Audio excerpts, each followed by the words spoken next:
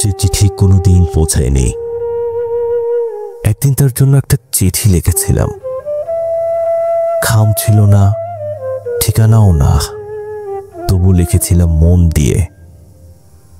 সেই চিঠিতে কোনো অভিযোগ ছিল না, শুধু ছিল ভালো থেকো, খুব নরম করে লেখা। প্রতিটি লাইনের ভাঁজে লুকিয়ে ছিল আমার রাত জাগা অপেক্ষা, আমার না পাওয়া দিন।